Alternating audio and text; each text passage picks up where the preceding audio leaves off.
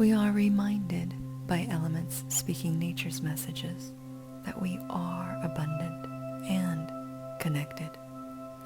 This abundance is always there awaiting reconnection to restore us. So how do we connect with abundance in the spaces around and within us? With awareness and words and energy. Words like autumn leaves are carried on the breeze of our consciousness.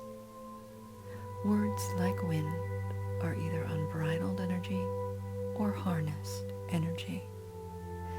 Choose to harvest positive feelings and energy to flow in a direction of golden yield.